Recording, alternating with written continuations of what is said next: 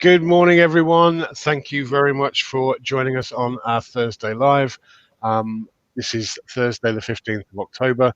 Coming to you this morning with something a little bit different. We actually have a good friend of valued and a client of ours, Brenda Beveridge, joining us this morning to talk about all things wills, trust, and protecting your business. So, Brenda, good morning. Thank you very much for joining us. Also, morning is Stephen Paul. Stephen, lovely to have Brenda with us and a very interesting topic this morning. What do you think? Certainly is. Really looking forward to this. Brenda, you and I and Darren and Michael had a bit of a catch up last week in terms of the State of the Nation address. You may recall watching that live, where we talked about how businesses were finding actually being and going through coronavirus or dealing with coronavirus. Really interesting last week, but all week I've been really excited to do this. Today's webinar is all about wills and trusts. And as business owners, what do we need to be wary of?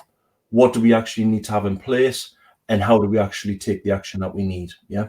Now, it's something that I've looked at personally. And what we've talked about today is doing a bit of a scenario where Brenda's actually going to kill me off at times, and then the impact of that. So we've actually got a little bit personal in terms of how we're going to do this, but it's a real business owner's point of view and the implications from a business owner's point of view of what could happen there.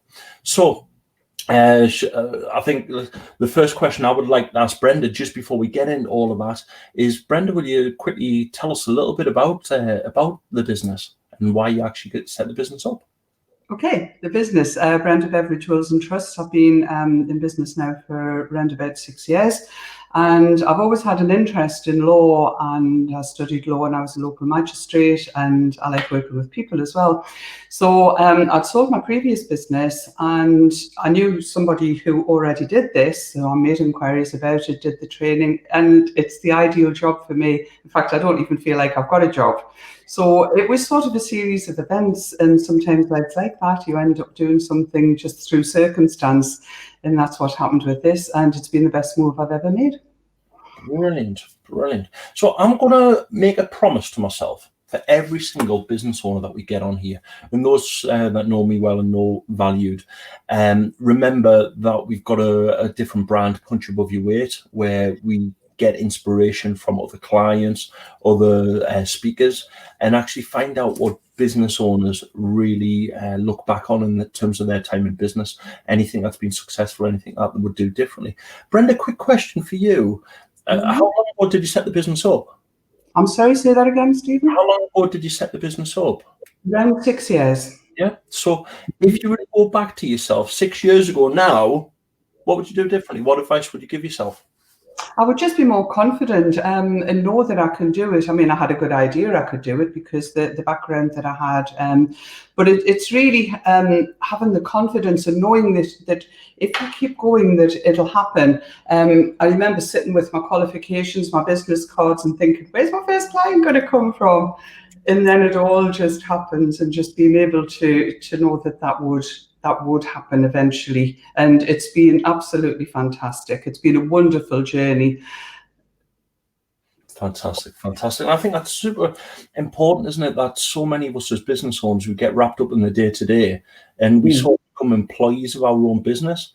And I sometimes think that the personal side of what we do, our lives, we focus on the business, we get the accounts, we get the business planning right, but then we let our home side slip. So we don't do wills, we don't do trusts.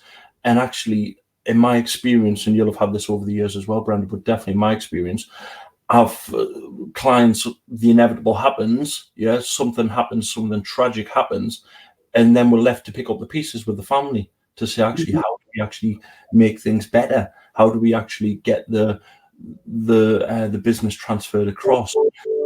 Quick question I'm just going to ask Darren to put a question on there. Post your questions and comments below. As always, we'd love to hear who's actually watching us, who's live with us right now. I'd also love to hear how many of us actually have a will. How many of us have trusts? around about 70% of people don't have a will in place, Stephen. And one of the things I'd like to say is that a lot of people, I mean, most of us, if people have mortgages and things, we pay a lot of money for mortgage protection, for insurances to make sure the family's protected, but having a will in place, and the will is one of the most important things. And it doesn't cost a lot of money to set a will up, and yet the protection that it gives to the family is absolutely vital. And there's different scenarios that we'll talk about that will really emphasize that fact. And it's what won't happen if you don't have a will in place, but 70% of people don't. And only something like 1% have powers of attorney in place. Yeah, that's crazy. That's crazy. And let's be honest, there's probably people watching this live right now thinking, what the heck's a power of attorney? It all sounds expensive. It all sounds legal stuff. And you know what? I'm not going to die. I'm all right. So let's not worry about any of that stuff. We'll sort all that stuff out later on. Actually, we need to look at it now.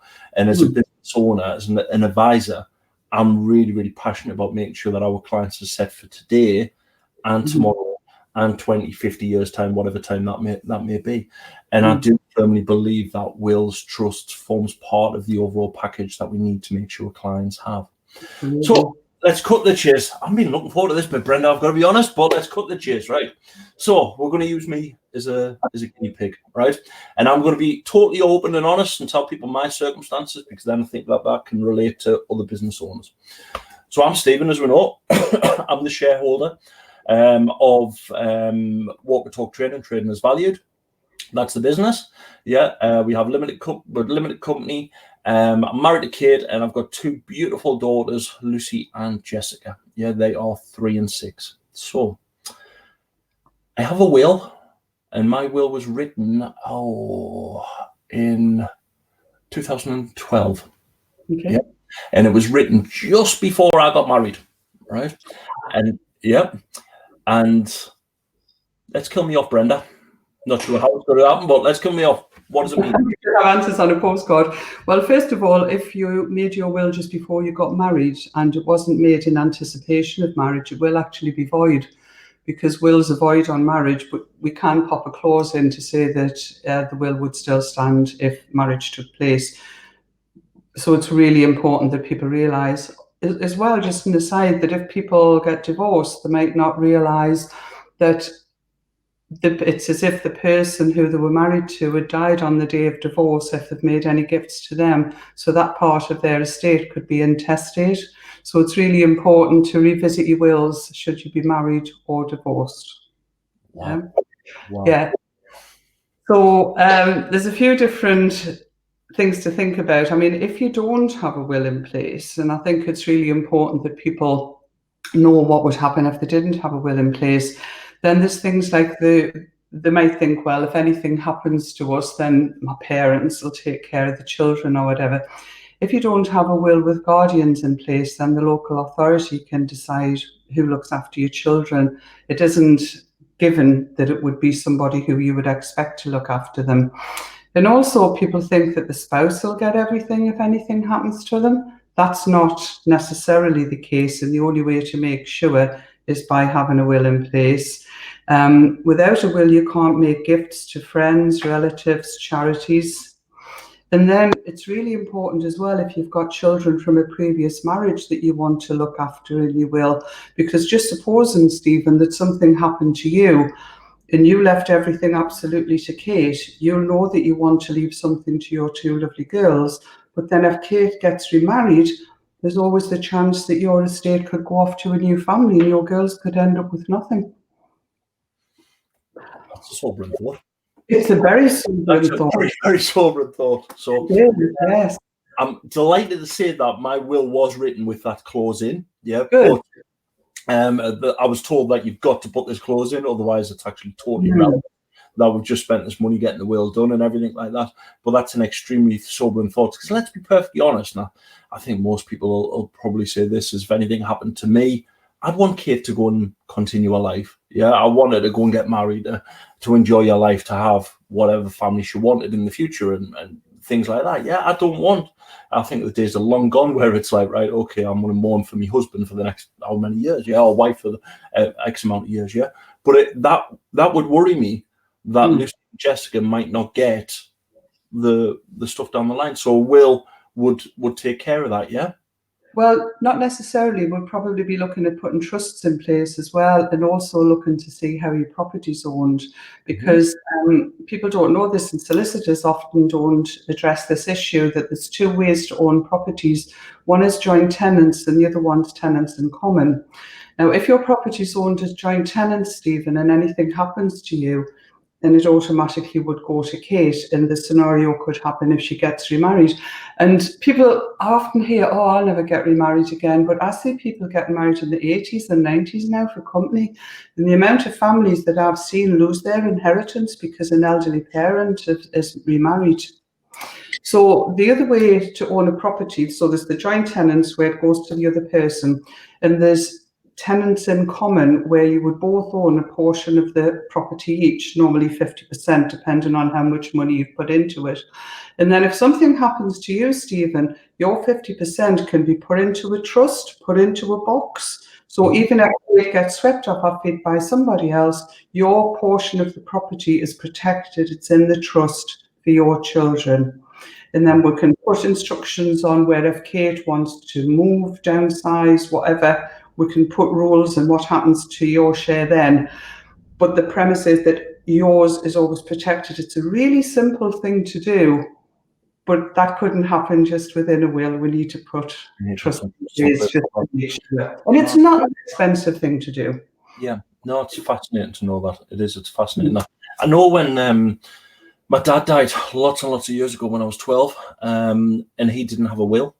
So in theory, everything should have gone to my mum, but somehow the solicitor ended up getting it all really, really complicated. And we ended up where I ended up with my own solicitor while I was 12 to try and make sure that my mum could get the house, because the solicitor was, it was a horrendous mess. It was an absolute horrendous mess.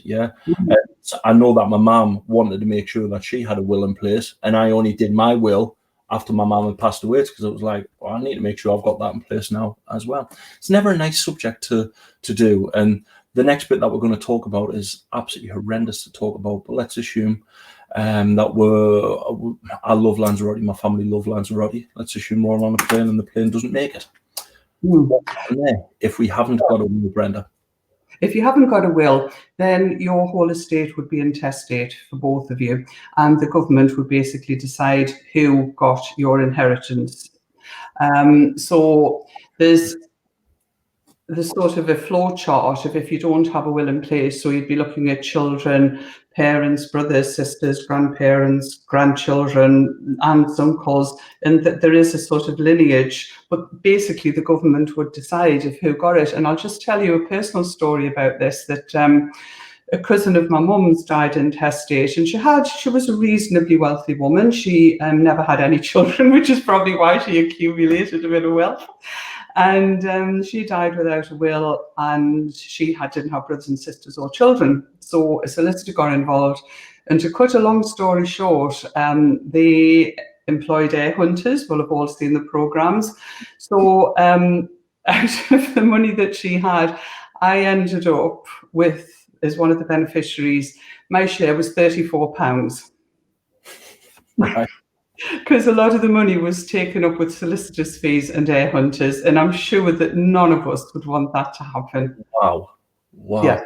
I was going to say, because I remember watching Air Hunters. It was actually when we used to go away to Lanzarote. I used to watch it sitting there. That's weird, but yeah, it was one of the things in the morning to keep out the hot sun in the summer. And remember thinking, oh, that's brilliant. That one should have a look and see who I know that might have died and all that sort of stuff. But actually, 34 quid. No, I'm not bothered. But I think that's the real part of it, isn't it? Where as business owners, we make sure that our business is protected. We possibly have life insurance in place, but then we, as you say, 70% of people don't have a will. That's crazy. What's the process for actually getting a will, Brenda?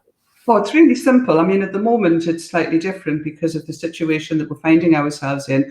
But basically, we would have a meeting. Now, the people have a choice. It can be online. I am doing some face-to-face now. Obviously, the social distance and sort of sanitizing protocols in place.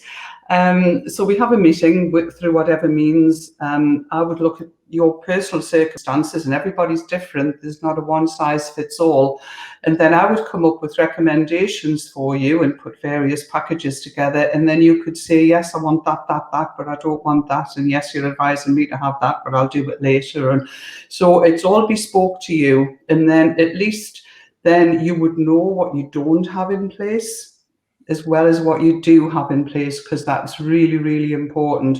So especially as a business owner, just supposing that you don't put business protection in place, Stephen, and you have a limited company and something happens to you and your shares of the business are left to Kate if you don't put any business protection in place for your business partners. So the business could be left, your share, to somebody, and I don't know, I know Kate's involved in the business, but it could be that it's left to somebody who has no involvement, who has no business knowledge, who really doesn't care about the business. So your business, the other shareholders are still there trying to frantically run it while you've got this person who's got no interest in it and no skills to put into it. So the business could totally fold. Yep. And that could work the other way, because if one of your business partners, if that happened to them, you could end up running a business with somebody who isn't capable of running the business, basically. And I think that's so scary. And I think as qualified accountants, we have to put certain rules in place. I'm 100% shareholder in the business, and in my will, it all goes to Kate, because obviously, does Kate want to run an accountancy firm? Not really. Can Kate run an accountancy firm? No, she's not a qualified accountant, so she can't. Yeah. So as a professional, we've got to put what's called continuity in practice in place. So I've got to nominate another accountant that can come in, and the other accountant's been told to basically come in, run it, and do whatever they need to do to progress a handover. Yeah, because what do I really want Kate to have? If I'm not around, I want Kate to have the value of the business. Yes. Yeah, I'm not bothered about her having the day-to-day running and involvement in the business. And again, the example that you were talking about there, I've seen so many times where business owners have a husband and wife, and another husband and wife, let's say, as business owners, and all of a sudden the husband's, or one of the husbands died, and the wife gets involved in the business and goes, well, actually, I don't really want this, and has to make half the decisions about business that actually was never affected with, and vice versa. And it's such a horrible mess to have to do. I'd love to hear any questions that you have for Brenda as well. So if there's any questions, please do post them in here as well. But Brenda, do you know, one of the really important things for me is I know your husband. Yeah, I said last week you were the first client I met after lockdown being eased. Yeah, and you're so kind. Yeah, you no nonsense. You're like us, no nonsense speak. This is what you need to do. This is the fact, and that's what I really like about yourself. It's what I really like about Brenda Beveridge Wilson Trusts. It doesn't sound like a huge pain process. It doesn't sound like an absolute nightmare to set these things up. Yeah. That said, I haven't reviewed mine since 2011. So Brenda, you will be getting that call when we actually finish the live broadcast. I'm going to get Kate to come in, and we're going to get the diaries out, and we're going to book some time in, because we said we were going to do that last week, and I haven't done it yet, despite the fact that you did chase us up as well. One of the other questions I've got is, obviously right now we're all going through a huge period of uncertainty. And the period of uncertainty that we've got is obviously there's so many horrible deaths, pains, illness that's going out there right now. You've got people that are getting COVID-19. We hear that the hospital rates are going back up again. Sadly, the deaths are going back up again. It's then the knock-on effect of the treatments that didn't happen because of lockdown that's put the deaths up again, and things like that. But you mentioned before about being incapacitated. So let's say, God forbid, touch some wood there, God forbid I get coronavirus, yeah? I'm the only one that signed the bank. I'm the only one that can do the bank transfer. If I get coronavirus and end up in hospital, what happens, Brenda? Well, your bank accounts could be frozen and your business might not be able to operate, and that's the bottom line. Because if you're the only signatory and you don't have powers of attorney in place to delegate that responsibility to somebody else, Stephen, that's, yeah. Banks are getting more and more strict with this as well because they're frightened about litigation. So again, it's one of those situations that we hope will never happen, Stephen, but it's best to have it in place because I see the other side of everything, and I see people having to go through the court of protection instead of having powers of attorney in place. And it's a nightmare, and it really is something that's to be avoided at all costs. So the best thing to do, and again, I think of powers of attorney like an insurance policy, that they're there in case you need them. And there's one point that we're not going to be here. We might not want to think about it, we might not want to talk about it, but we know, deep in our hearts and minds that it's going to happen. What we don't know is if we're going to have an accident or illness at any time. A lot of people know my personal circumstances about my husband. I mean, he's fine now, but at 41, had a massive brain hemorrhage, ended up in hospital, 9 hours of brain surgery, clip on the main artery going into the brain, but he's fine now. If that had happened now, our bank accounts would be frozen if we didn't have powers of attorney in place. And they come in so handy. And the property and finance powers of attorney can also be used where you do have capacity. And I've used mine. For instance, being second named on an account, and the people who have the account saying, oh, you can't talk to you because you're second named, register powers of attorney and then they can talk to you. Right. People don't know that. A lot of people don't know that. The health and welfare one is only for when you lose capacity, and they're really important as well. But the property and finance can be used while you still have capacity. So when my daughter lived abroad, I could deal with her finance here, so I could sort out like her student loans, bank accounts, things like that. So they can be used while you've still got capacity with the donor's permission. Yeah, I think that's fantastic. And it's something that's so, I was going to say easy to set up. Yeah, let's be honest. Very easy. You've done so much training to make it easy, but ultimately that's why you hire professionals to do stuff. Yeah, I remember in the briefing when you and I were talking about this yesterday.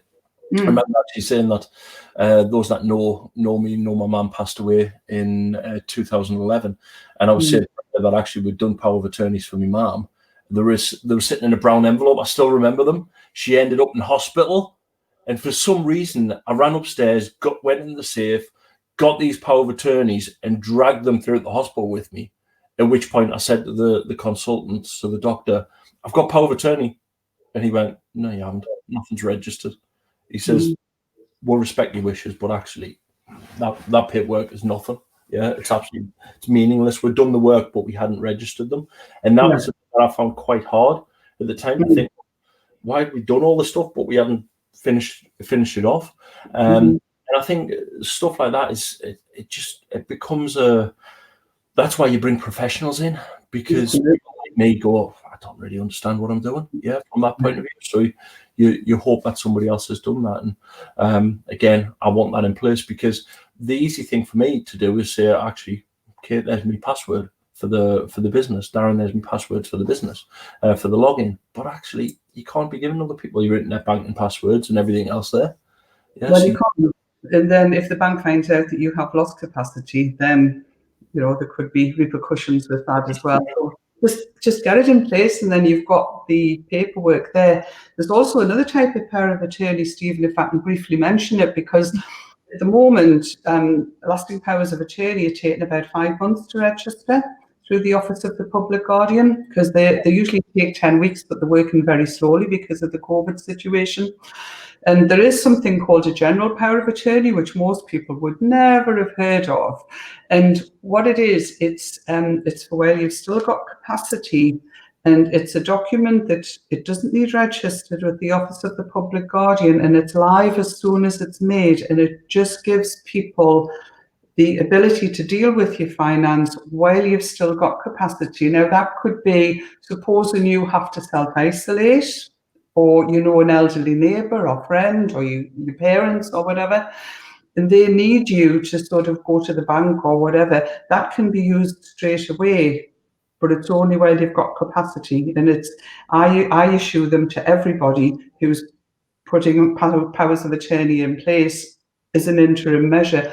And I would never do powers of attorney without registering them, because it's pointless. It's pointless. You might as well not have them. Yeah. I remember how stupid I felt carrying these bits of paper around, and it was times where I didn't want to feel stupid. My mum it was end of lifetime. I wanted time with her, not worrying about bits of paper that we had or we hadn't filled in properly and sent off to somewhere there. So we talked about killing Stephen off. We talked about killing the whole family off. We talked about capacity in terms of coronavirus, the business, personal side there. And we've also talked about joint shareholders as well. So if anything happens, what are the next steps, I guess, yeah? So the interesting thing for me, Brenda, I'm just going to share an experience that a very, very good friend of mine had many years ago. He used to live in a very expensive house in the city centre of Newcastle. He rented it. This house was worth a vast amount of money. And there was him, his wife, and 2 daughters, and he had a business. Pretty simple, similar to myself. The person came out, wasn't Brenda, came out and quoted him to do all of his stuff. And this quote was well over £10,000 to do wills, power of attorneys, and I think there was a trust in there as well for the business. Yeah, I think well over £10,000. Yeah.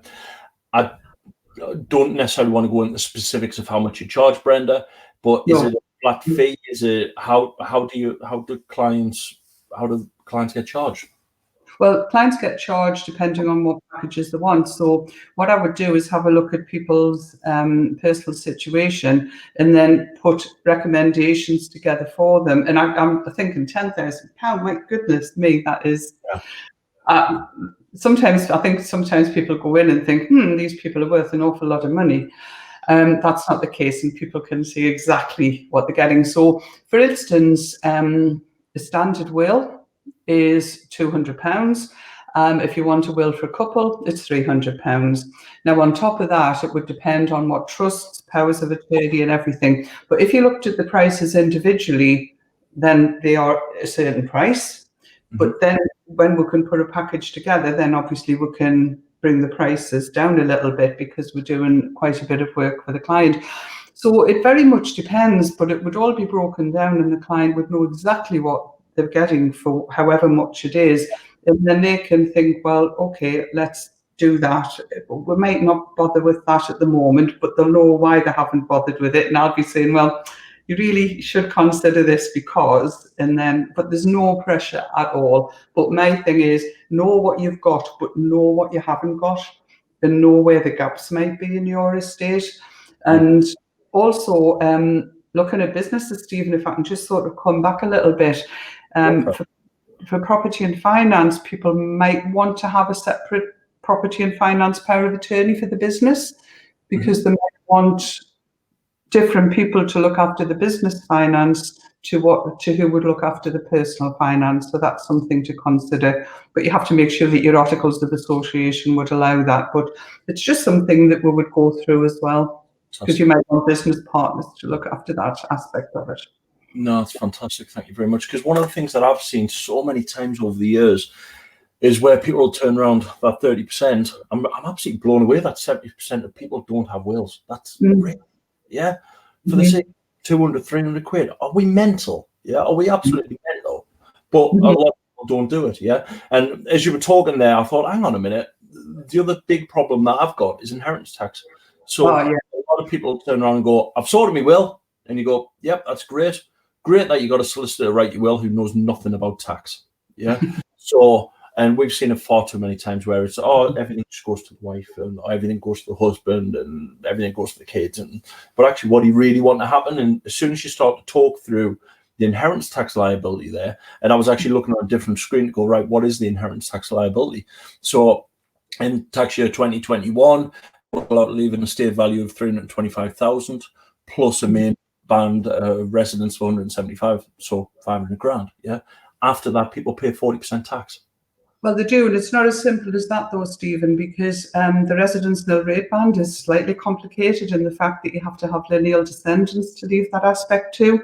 So if you're unmarried and you haven't got any children or whatever, different circumstances, you might not qualify for the residence nil rate band.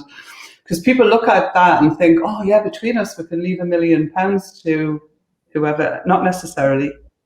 So it's 325,000, and like I say, there's this other residence nil rate band on top of that. So if you don't have any children, it's 325, which really penalises people who won't have lineal descendants. So inheritance tax, yes, 40%. Now, there's sometimes things that we can do to alleviate that burden on the estate, and especially if you're a business who manufactures things, but it's only for certain type of businesses and for people who have agricultural properties as well. There's something called business property relief and agricultural property relief. If you qualify, then you can put a business clause within your will, which is really important for business owners, because that means that even if you don't qualify for BPR, that people can carry on operating your business while it's wound up through your estate.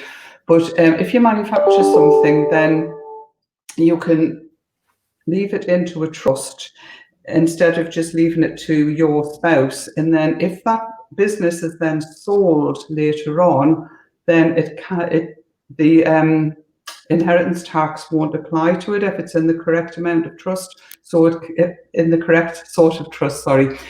Yeah. So it can mean that your estate will save on the inheritance tax bill, and instead of taking any money out if the business is sold, instead of taking the money out absolutely, it can be taken out of the trust as a loan. So again, the inheritance tax situation wouldn't kick in. It's a little bit complex. It's something we would go into on an individual basis.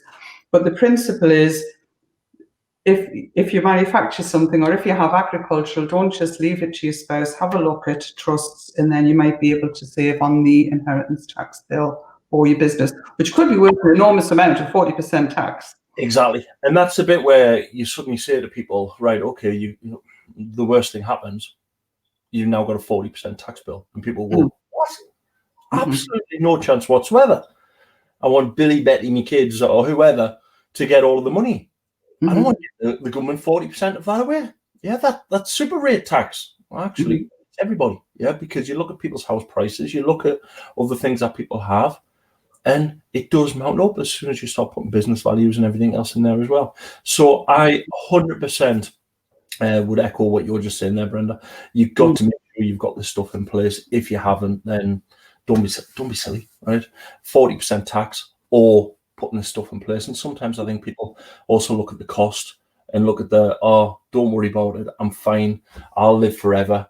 Actually, you're not going to live forever, right? Something is going to happen at some point in your life. There's only two things that are certain: death and taxes.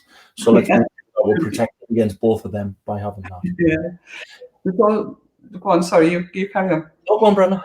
I was just going to say that there's something as well that I just wanted to bring in, Stephen, is about families now, because a lot of families are blended families where there's people being remarried and you've got children from previous marriages and stepchildren and step-grandchildren and all sorts of situations within families. And often people want to make sure that children from previous marriages are taken care of. And that's something that's really, really important to do. And it doesn't necessarily happen without the right planning in place. Yep. And you might have seen people who've missed out on inheritance because the parents have remarried and they haven't been provided for. Yeah, and it's such a shame because sadly, as I'm getting older, it's happening more and more. Clients that I've dealt with for a lot of years have passed away. Yeah, and there's no nice way. Value's all about being a friend to the business owner. It's about being a friend to the individual, not the business. Yeah, the business is just a byproduct of what we do for clients. And I've been to far too many clients' funerals. Yeah, and it's absolutely heartbreaking to do that. Yeah, we've got a client that very sadly passed away last week, and you never get over stuff like that. Yeah, my heart goes out to the family. Yeah, but there's always, or sometimes there's scenarios that you just think, I wish this had been looked at. Yeah, people invariably say, I'm going to live forever. I don't worry about insurance, but actually we all go and get car insurance. We all get home insurance. we need life insurance, we need wills, we need trusts, we need all that other stuff. But it's all come with that horrible stuff that we never want to think about. And I remember the only reason I talked about the plane going down, on the plane not getting where it was going with me, Kate and Lucy, was I actually sat there and said, hang on a minute. Somebody had turned around to me and went, right, what happens if the whole family goes down? Who gets it? At which point I went, whoa. In my head, it was always going Kate or kids. But actually, if the kids aren't there, who gets valued?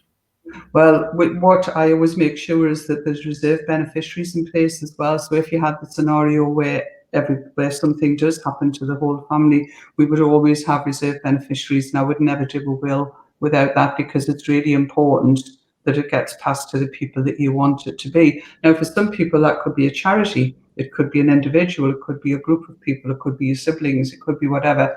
But really, really important, and that goes with all the planning that we do, is to make sure that there's no gaps, that there's always reserves for everything, whether it's attorneys, executors, trustees, beneficiaries, everything.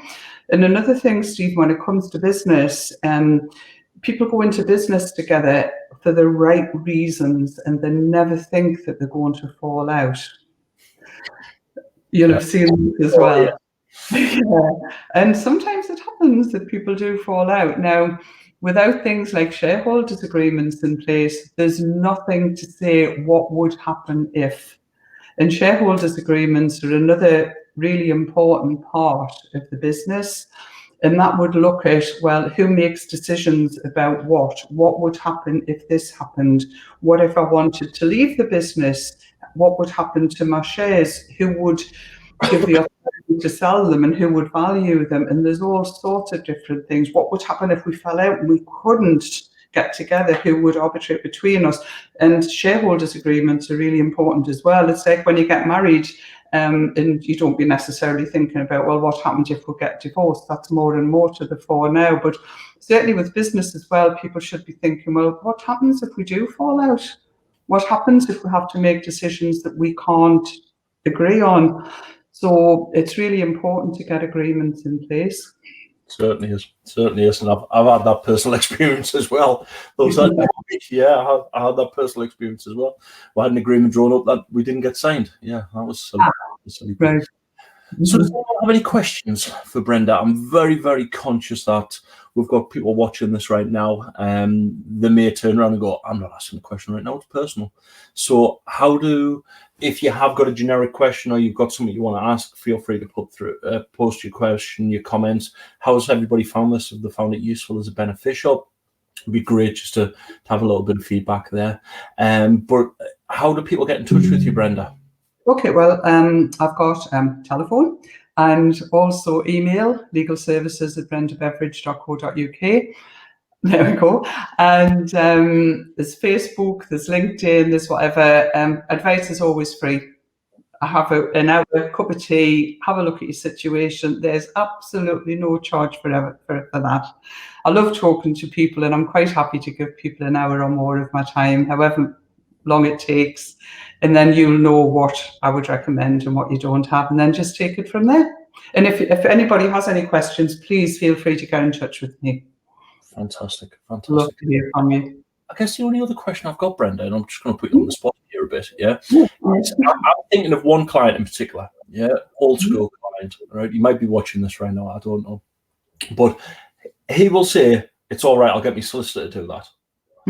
Same solicitor that he's had for the last 50 years. Yeah. And to be honest, the solicitor should probably retire, right? Some of the family would say that the solicitor needs to retire as well.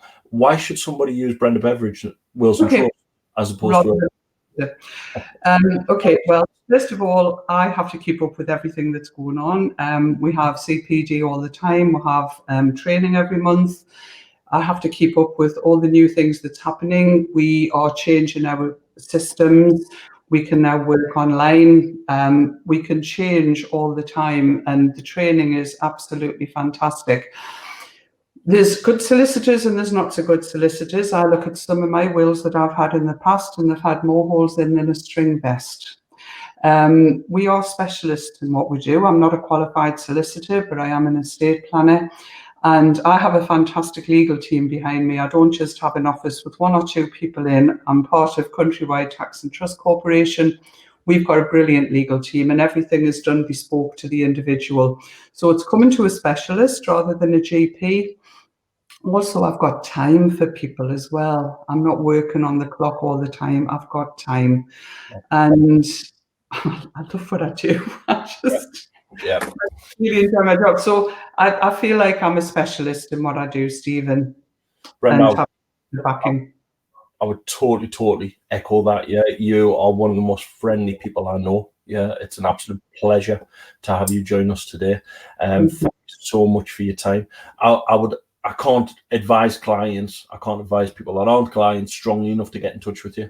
Just to pick up the phone, to send you a message. Brenda, if it's all right, on the post on Facebook, is it all right if I tag you in it? And then if anybody wants to direct. So I am extremely conscious that we've talked about Stephen's personal circumstances, but we're going to have people that are watching this right now that go, I don't want to ask because that's very, very sensitive to me. It's very personal to me. Might not be just a generic thing, but I don't, if people can get in touch, then that would be really, really appreciated.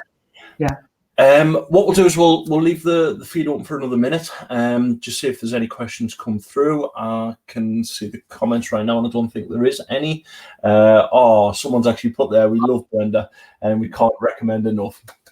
Oh, how lovely.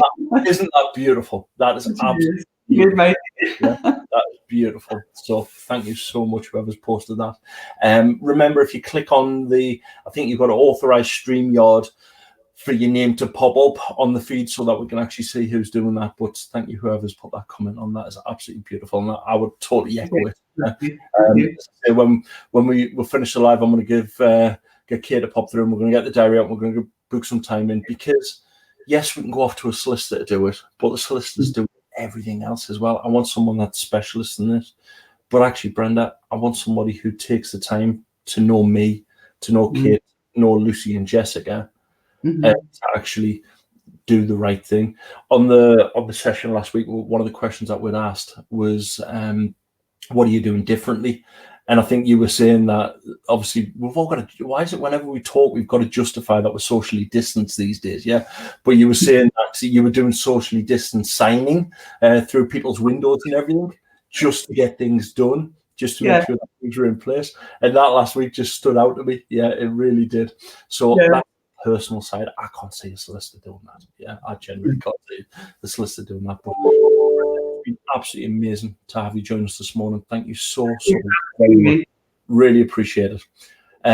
Wonderful to catch up with everyone. We'll do another live hopefully next week. We're talking about bringing a lot of our clients in, just so that we can actually start to share the love and to actually make sure that everyone's aware of what our clients can do and share best practice as well. So as always, please feel free to comment in the post later on. If you're watching this on playback, more than happy to get back with any queries or any questions later on. Brenda, thank you very much. Really appreciate it. And I think Darren's still in the background. Darren, thank you very much for doing all the tech stuff today. Really appreciate it. I don't know what I would do without you there, my friend. All right. Thank you very much, everyone. Take care. Bye-bye. Bye.